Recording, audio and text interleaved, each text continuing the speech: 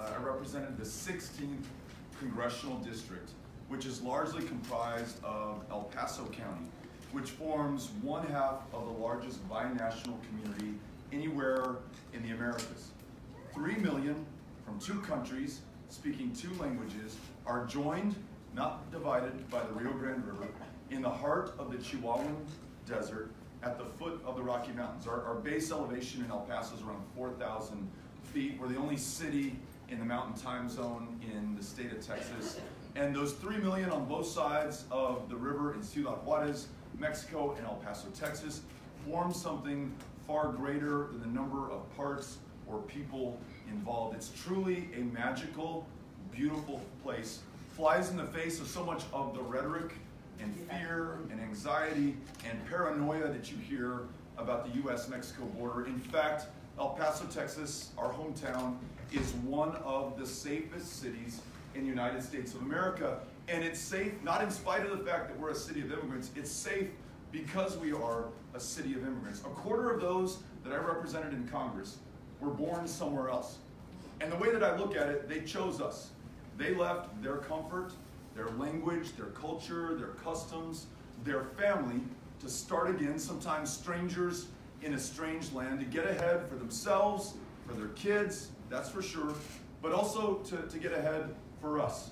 Called to, inspired by the United States of America, wanting to contribute to, not take from, the American dream. And they have.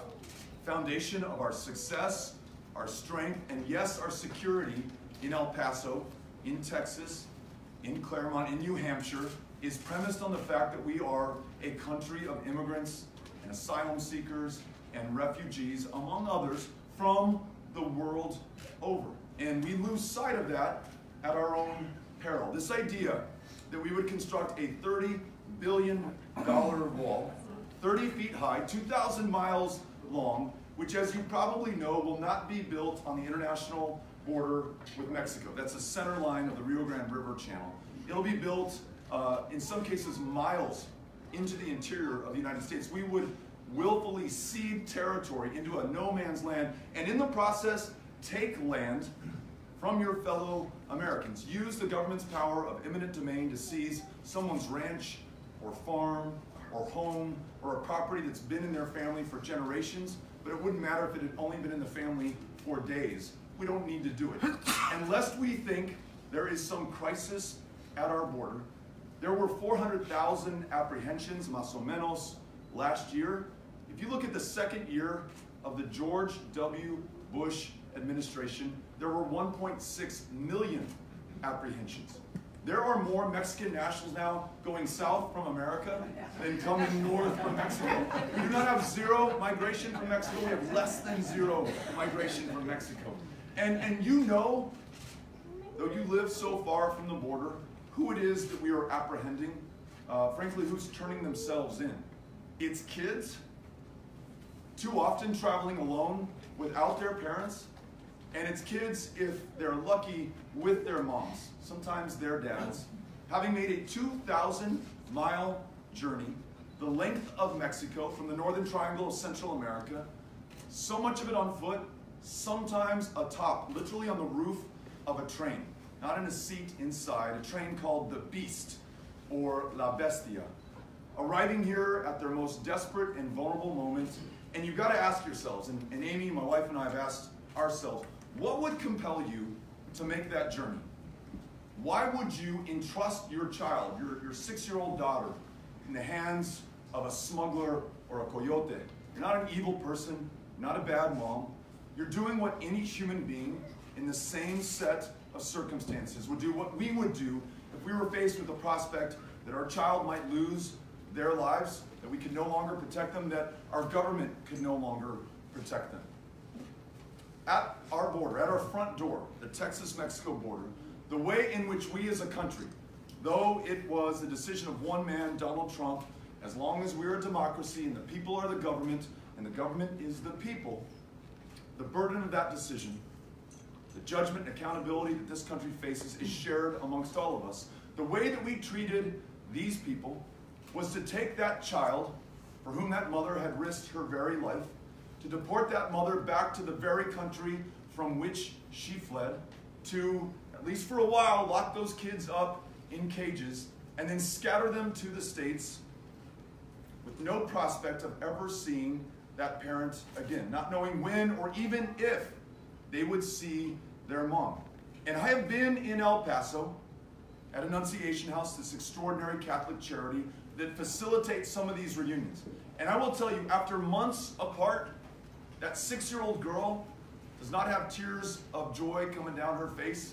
She doesn't look like my kids when I come back from months on the road, happy to see me, so anxious to tell me their stories, what they've done, what they've seen, what's going on at school. There's a vacancy in the expression and an inability to emotionally connect again because you associate that person, your own mother, with a trauma that no human being should experience.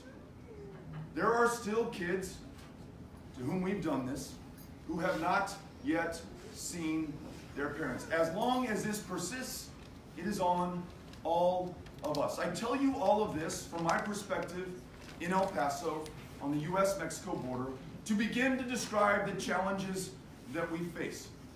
Practices and policies that in no way reflect our values or the reality on the ground.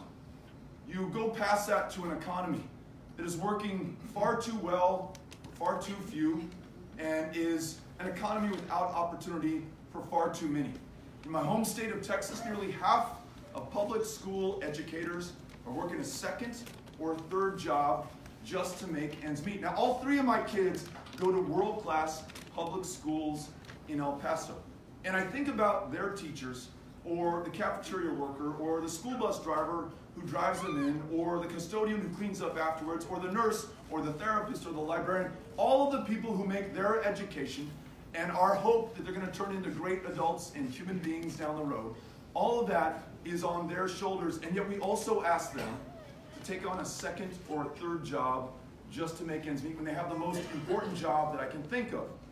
Unlocking that lifelong love of learning within that child, inherent to every single human being. I think about a healthcare system in the world's most powerful, the wealthiest country, the most medically and technologically advanced, that allows people to die of diabetes, to die of the flu, to die of curable cancers, because we have not formed the political will to act and to save their lives, which would cost us a fraction of what we spend right now for end-of-life care when someone has received no care over the course of their lives, losing out on the productivity and potential of our fellow Americans who lead diminished lives or lives unnecessarily cut short. Now, that challenge also poses a solution. If we guaranteed universal, high-quality care for every single American, kids would be well enough to learn without exception. We would be well enough to work our jobs, to raise our families, to create works of art that will improve our quality of life and what we share with the rest of the world. That's the opportunity on the other side of this challenge.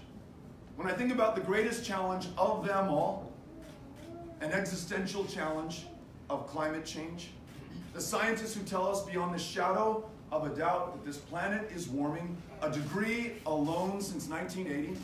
We warm 1 more degree Celsius going forward. Our kids and grandkids, the generations that follow ours, can expect a hell on this planet that will be hard for us even to imagine. The wildfires that we are already seeing at record levels, the flooding in Iowa that we are seeing on TV and reading about, the 58 inches of rain that fell from the sky in 2017 in southeast Texas, which is the landfall record for as long as we've been keeping records in the United States, which was the 3rd 500-year flood in just 5 years in my home state. Right. The droughts that these farmers and ranchers and producers can no longer sustain, all of that is happening right now. All of it is caused by our own emissions, our own excesses, and our own inaction. It's only going to get worse, only more profound, more devastating, undermining our ability to grow our own food, our own fiber to feed and to clothe ourselves. If 400,000 apprehensions at the southern border is a problem, We'll be measuring those apprehensions in the millions or the tens of millions when some countries in this hemisphere become unlivable for human beings, and they will unless we take action. Now, those same scientists who described the picture that I just shared with you also tell us that we have 12 years within which to act. And we are lucky enough to have devised in this country the single greatest mechanism to call forth the ingenuity, the innovation, and the genius of a people, and that is democracy. But this democracy is as broken as it has been in my lifetime, so captured and corrupted by corporations and special interests who have interests that are at odds with our interests, overcoming those challenges that I just described, and so many more. The premise of this campaign is, in part, if we can fix our democracy, we can help to fix this country, we can help lead this globe on the singular challenges that affect this and every generation that follows. That's why we're running a campaign that accepts not a dime from a single political action committee, no corporate help, no lobbyists are contributing here. We want to make sure that the ideas come from the people whom we wish to serve in meetings like these.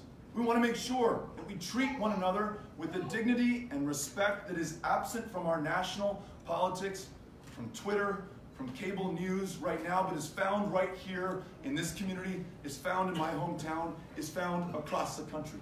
We'll not be speaking ill of other candidates. I'll always remind myself that before I'm a Democrat or you're a Republican, we're Americans. We're human beings. We have an extraordinary opportunity to fulfill the promise of this country, and we cannot be found wanting. That's why I'm running to serve you as the next President of the United States of America. It's why I'm grateful. Thank you.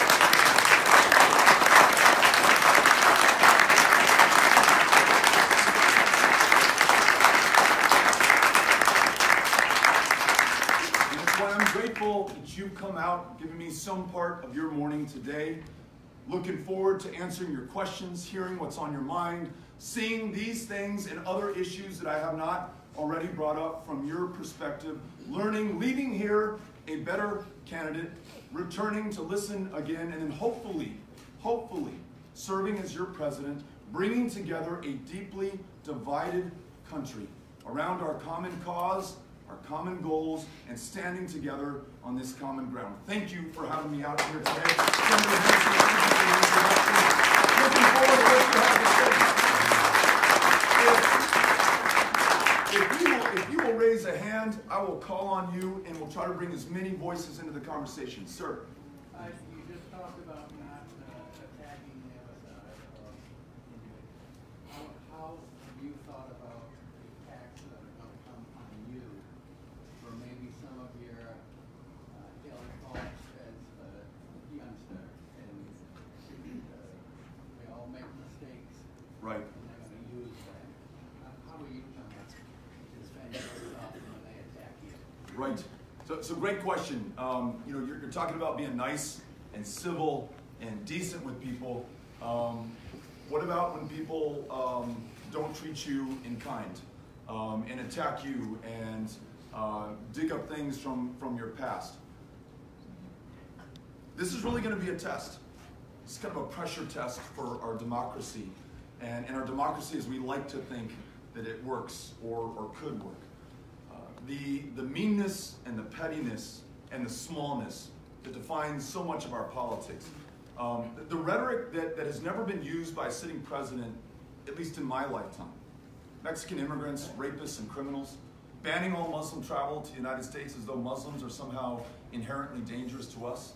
Klansmen, neo-Nazis, very fine people. The consequences to that, the hate crimes increasing every single year. A bitterness in our politics that almost prevents us from finding common solutions. We just can't have more of the same. So we're going to have to endure some of those attacks and maintain our focus on our ambitions and our aspirations. Define ourselves not by our fears or who it is we're against or the other party that we don't like, but what we want this country to achieve. Someone shared with me, look, the challenges before us, the opportunities we see are too great to approach this by half measures or to approach it with half the country. I love that. It can't be urban versus rural, Democrat versus Republican, big state versus small. It really has to be a coming together. And when I think about our American history, when we have faced the greatest threats and challenges, ultimately we have found a way to come together. It's been really painful. In some moments of our history, more painful than others.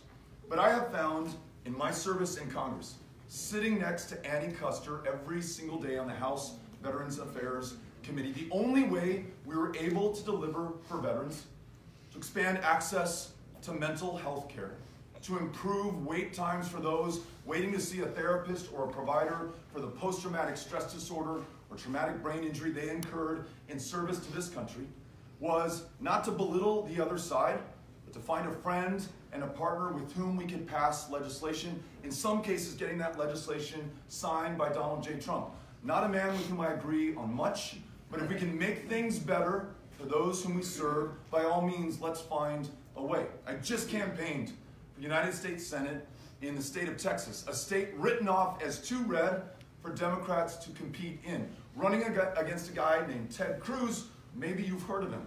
Not the nicest guy in some of the things that he would say about us or about my family, but we always kept the campaign about the people that we wish to serve. Visited every single one of the 254 counties of Texas, no matter how blue, no matter how red. King County voted for Donald Trump, something like 96% in the 2016 election. But the people of King County, every bit deserving of our respect, of being heard, of being fought for, of being listened to. The other thing I want to remind all of us of is come summer 2020, we will all be on the same team, on the same page, behind the same candidate. And whoever she or he may be, I want to make sure they are successful not just in defeating Donald Trump, although that's important, but successful in bringing this country together. So we must campaign in the way in which we wish to serve, and that means focusing on the future, not on our enemies or our opponents. So thanks for the question. Appreciate it. Yes, sir. What's the strategy for taking the Senate? Great question. I might refer back to that Senate race that I just raised. We didn't win, lost by 2.6%, but we were part of transforming politics in Texas, and it gets us a long way to the answer to your question. Texas ranked 50th in voter turnout prior to 2018, dead last in the country, on purpose, designed and drawn that way. African Americans, Mexican Americans, drawn out of their congressional districts to dissipate their influence and power, their voice and their vote. Some votes literally counting for less than others in our state. The courts found that to be the case. Voter ID laws, where you can use your license to carry a firearm to prove who you are at the ballot box, but you can't use your student ID to prove who you are at the ballot box. Very effective measures of suppression. We ran a campaign, as I said, that took no one for granted and wrote no one off. Went to the blue areas, didn't anticipate that they would vote for me. Don't expect you to unless I show up first and answer your questions. Young voter turnout in Texas in 2018, up 500% from 2014. Total turnout approached and almost eclipsed presidential year turnouts in a midterm election in Texas. And though I didn't win, there were two long-held Republican seats that are now represented by Democrats in the United States House of Representatives. There are 17 African-American women in Harris County, home to Houston, Texas, the most diverse city in the United States, who now hold judicial positions of public trust, literally changing the face of criminal justice in our state, or at least the largest city in our state. So you ask how we win back the Senate. We go everywhere, go to every county. Democrats used to be the party that represented and fought for the little gal and the little guy, the small business owner, the farmer, the rancher, the rural community. I was going to rural communities in Texas, that have not been visited by a Democratic contender in generations. Archer City, home to Larry McMurtry, The Last Picture Show, Lonesome Dove. When I showed up in Archer City, someone stopped me to show me a picture of the last U.S. Senate candidate who had shown up in Archer City. His name was Lyndon Baines Johnson. The year was 1948. And though I showed up in a Dodge Grand Caravan, he dropped from the sky in a helicopter, walked over to the American Legion Hall, had coffee with the folks that he wanted to represent, but first wanted to hear things from their perspective. That's the way that we campaign. And I urge every Senate candidate across this country to do the same thing. We do not demonstrate respect by showing up. How can we ever expect someone to vote for us? Let's not write anybody off. And so that's how we win back the Senate in this country. Yes, I mean, the follow-up is that, from what I see at a distance, is that Republican senators are basically cowards. They're self-interest. They don't stand up for what's right and wrong. And we have a criminal in the White House. Yeah. We have a criminal in the White House. I've known about Donald Trump for years. I grew up in South Jersey. I worked as a government regulator out of the casino industry. And this is part of his MO. And the Senate doesn't have the courage to get him out of office, regardless of whether the House votes for impeachment or not. So Nancy Pelosi is just, he's not worth it. It's not worth putting the country through it. I'm grateful that we have an election in 2020. Both for president and for the Senate. And as I mentioned earlier, this will be the pressure test of all pressure tests, at least in our lifetime, for our democracy. I think we're 243 years in to this experiment. Though we've lasted more than 2 centuries, there's nothing that guarantees us another century or even another year. Yeah. And at some point, to the spirit of your question, we're going to have to put country over party, country over our political careers, country over the next election. The pressure that the president can bring to bear on these senators that you just described, on your average American, is almost unbelievable. I'll give you a quick example of this that we just witnessed. You may know about Lordstown, Ohio, home of a GM plant that builds the Chevy Cruze. Used to have upwards of 14,000 jobs in that community at those plants. They now have 200 jobs in that plant. President Trump, then candidate Trump, campaigned in that region, Youngstown, Lordstown region, and promised that those jobs would stay and he'd bring even more jobs back. Now that he has failed that community, he blames not GM or the CEO who makes $22 million a year. He doesn't blame the corporation that disproportionately benefited from $2 trillion in tax cuts, and they use those gains not to pay their employees more or invest in Lordstown, but to buy shares back from their shareholders to improve their profitability. President Trump last Sunday lit up the UAW president in Lordstown. The guy who's fighting for those jobs, for his fellow citizens, for his community. This guy, Dave Green. And in the face of that withering attack, he showed incredible civility. He kept the conversation elevated. The focus on his fellow UAW members, on that community, and getting the jobs back. And so I want to make sure that we acknowledge what you said about the danger that the president poses to this country and to our democracy. But if we descend into the same kind of pettiness and name-calling, I don't think there's a good end to that story. Let's make this about the 2020 election and winning it. Thank you for the question. Okay, yes? How do you get those people in Youngstown who are getting screwed by the system to stop supporting the president then and support you? How do you reach out to those people who are working class, like you say, you be a part of the party of the people? How do you reach out to those people and really get them on board because they need to understand what's going on? You got to show up. And so going to Lordstown, sitting in that union hall with Dave Green, the president of UAW 1112 in Lordstown, I have no hope of understanding things from his perspective or the perspective of the members that he represents and serves unless I show up and hear it from him. And it was powerful. He shared with me that the state of Ohio had invested $82 million, the taxpayers of Ohio, $82 million in the success of that plant. That you have one of the most highly skilled, trained, experienced workforces in the United States of America right there.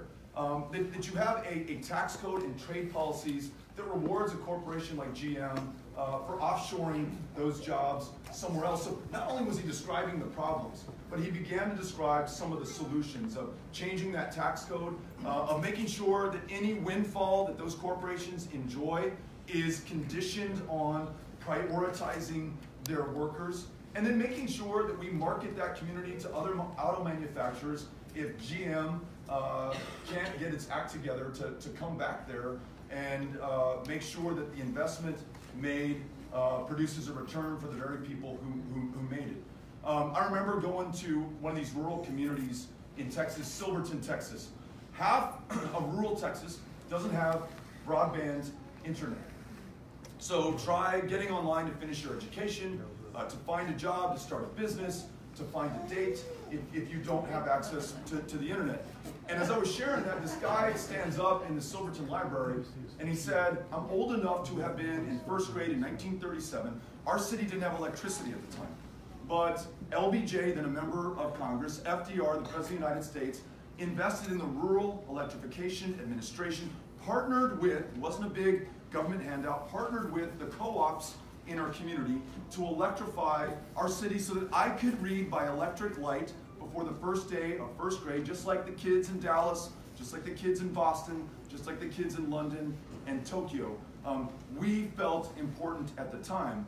When I was sharing that story in Pennsylvania yesterday, 80%, I was told by a state representative there, 80% of rural Pennsylvania cannot reliably get online. If we don't show up, and then if we do not deliver for those whom we purport to serve, I would not blame them or judge them for voting for someone else from another party. So first, show up, then deliver on your commitments, and always listen and be accountable to those whom you serve. Thanks for the question. Yes, ma'am. So I appreciate that you brought up how important teachers are and building education for children, for our future generation. And this is a two-part question. So I'm wondering how you propose we use the role that we have appropriately teachers, people that are going to be nurturing our children. And then the second part of this question is, so now they're in an ideal world, they're nurtured, we're sending them off to college, but college that they can't afford. So I'm just wondering how you propose in terms of the debt crisis for a lot of college graduates, and also how. Great. So two-part question, and I'll take the first part to mean not just K through 12 public education, but pre-K through 12 universally public education. Why do I mention pre-K? On the first day of kindergarten and you're 5 years old, you may already be 10 months behind in reading comprehension. You may be 12 months behind in math. And that's the first day of kindergarten. And you tell me when you get to push pause and catch up to all the other kids. You won't. If we move the starting line back so that each kid has a better shot at an equal start, we're going to see improved outcomes. And we know this because folks have studied it. If you have pre-K, there's a better chance you're going to graduate from high school, better chance you're going to have college attainment over the course of your life. Your earning potential is far greater. And the things that we can't measure, just the things that you're going to create and do to make this world a better place, we all are the beneficiaries of what you do. So that investment up front, especially in states, and now I understand that you all don't have an income tax here in New Hampshire. We don't have an income tax in Texas. So the property taxpayer shoulders the burden when the state of Texas invests less in public education. That's exactly what the state of Texas has been doing over the last 30 years. Each year, a little bit less. Each year, those of us who pay property taxes in El Paso and the 243 other counties in Texas are paying a greater share. The tax rate goes higher and higher. We're almost taxing people out of their homes. What if, you say, with all this wealth that we have in this country, all of these resources, what if we guarantee federal investment, greater federal investment in public education contingent upon state governments doing their part, so that we don't reward bad behavior from state governments that have shunned their responsibility or try to push it off onto somebody else. Paying teachers a living wage, investing in their continuing education. I've yet to meet a teacher who does not want that investment, who does not want to continue to learn so that he or she can continue to deliver for those kids. And then you ask a great question, especially in the state of New Hampshire, which I believe has the highest level of student loan indebtedness in the entire United States of America. I think on average, graduating college seniors have $37,000 on their back, and that is an average. Some tens or hundreds of thousands of dollars more. $1.5 trillion nationally altogether. First step, stop digging the hole. Stop graduating people with debt. Start providing more options for debt-free higher education. Think about college-ready high school, but career-ready high school as well. In El Paso, and you may have this in New Hampshire, we have dual credit high schools where you can graduate 18 years old with a high school diploma and with an associate's degree, able to command $25, $30 an hour for an in-demand job, high skill, high value, high wage.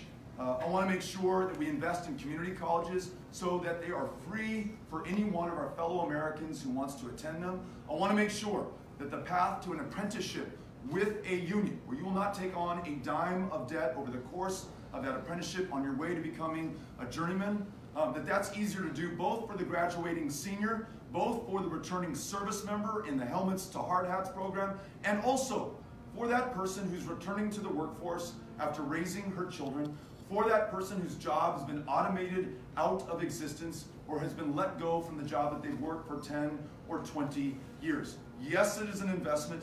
No, it does not come cheaply, but that investment will produce a return far greater than the initial cost of the investment that we make, and I think it is well worth making going forward. Last thing, the president in his latest budget has proposed effectively ending some parts of the student loan, federally sponsored student loan program in the United States, sharply reducing the student loan forgiveness program for public service and government service.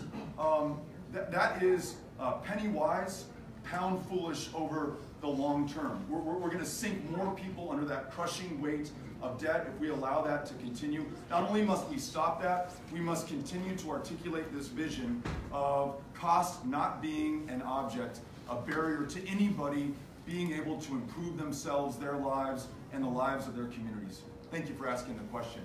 Yes, sir, in the back, and then I'm going to come back over here. Yeah, Okay, we're going to take this, and then we'll take this question. universal Sorry, Cynthia. universal healthcare works for most of the world countries. It will be a big fight for the United States.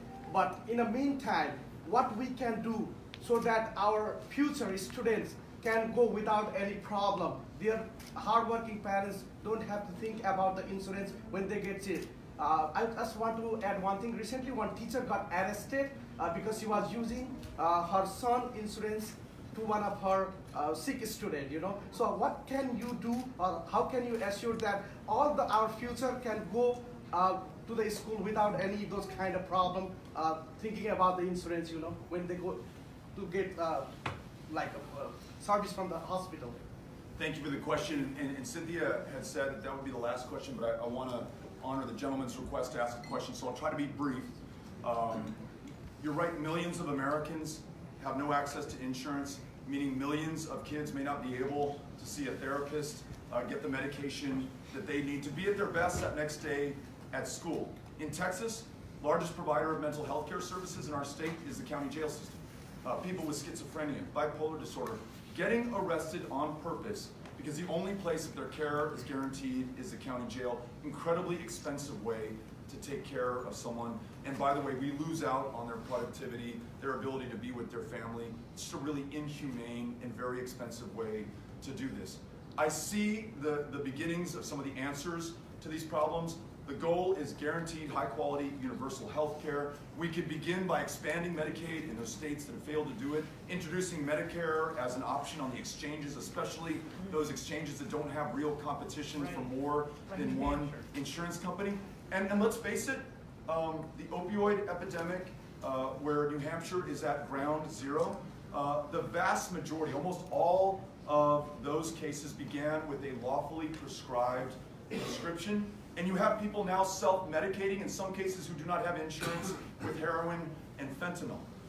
New Hampshire's also taken the lead. I've learned about safe stations since I've been here. Those heroic first responders, EMS techs, firefighters, being there when our public health care system is not. So to reiterate, the goal, universal guaranteed high quality health care, the steps along the way, shoring up ACA, expanding Medicaid, Medicare as an option, addressing the opioid crisis not as a criminal justice issue, but a public health issue, and taking the lead of states like New Hampshire that are facing this crisis head on. Thank you for the question. Sir.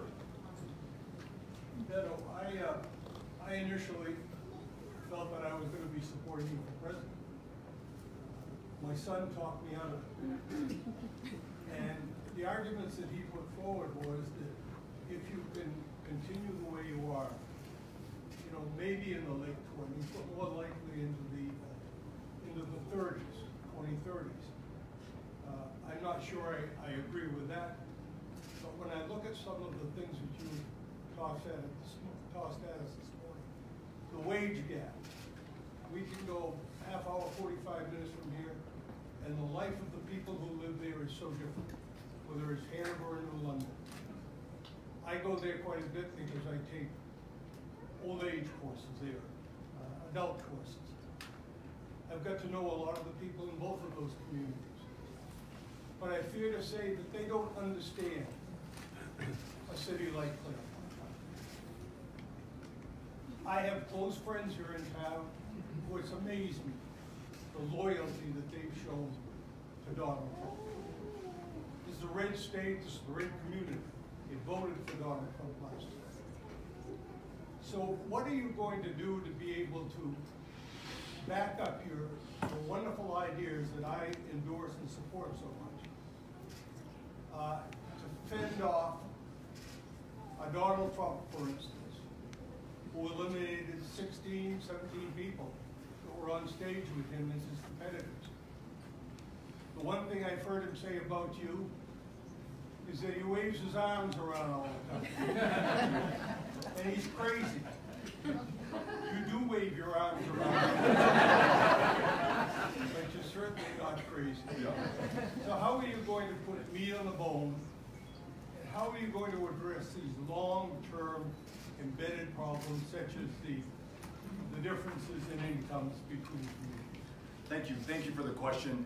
And through you, I want to thank your son for thinking that I have a future down the road. You know, I mentioned the example of Lordstown and these jobs that not only paid well above a living wage, but afforded a dignity to those families and that community. And you see that story 1,000 times over across the United States. I think we have to confront Donald Trump not as a matter of personalities or personal attacks, but the consequences of the decisions that he's made. So this budget that he's proposing right now, and budget is an expression of his values and his priorities, is going to fundamentally undermine the shipyard jobs in Portsmouth, New Hampshire. There are, I believe, 4,000 jobs connected there, high wage, high skill, high paying. The fundamental identity of that community, and by extension so much of the state in New England, connected to that. He wants to take resources from this place of pride and send them to my hometown and other areas along the 2,000-mile U.S.-Mexico border to build a wall that I hope I have established that we do not need. And so those jobs that we care about so much, upon which so many people depend, are being jeopardized, are being lost right now, thanks to the president that we have in power. Regardless of the promises that he's made or the attacks that he has launched, that is the truth. If we really care about the people of this country, able to find a job, we come back to world-class public school education, supporting our public school educators, and affordability for higher education, and insistence on a living wage paid for every working American. $15 an hour within the next 7 years has got to be the goal without exception. Paid family leave, we're unique amongst the powers of the world in not ensuring that if you're taking care of a child or a parent, if you're raising a child, if you've just had a child, that you can take some time off of work and afford to be able to do that and then return to the job. Talk about human dignity. Health insurance that allows you to not go bankrupt, taking care of yourself, or that you're not forced to use street drugs to medicate yourself. All of these are connected to the economic disparity that we see in this country that is as great as it has been in your lifetime or mine. You'd have to go back to the Gilded Age to see this kind of wealth and income inequality that we have today. But in the response to that last Gilded Age, in the last progressive movement, you have folks like TR, though he was a Republican, who said if you want anything approaching popular democracy in this country, this mechanism that can unleash so much talent and ingenuity, so much resolve to bring to bear on these challenges, you must have something approaching economic democracy in this country. Everyone must have an equal shot at success. And when wealth is concentrated in the hands of too few, when you have corporations with this kind of control, the dynamism in our economy begins to fail, small business creation falters, the jobs and meaning and purpose and function from our lives and our communities begins to disappear. So we need someone who understands that, who will go to the very communities that are affected and will restore that pride, that hope, that opportunity so that each one of us, and more importantly, each one of our kids sees a future in this country. Thank you for the question. Really appreciate it. Thank you all for having me out.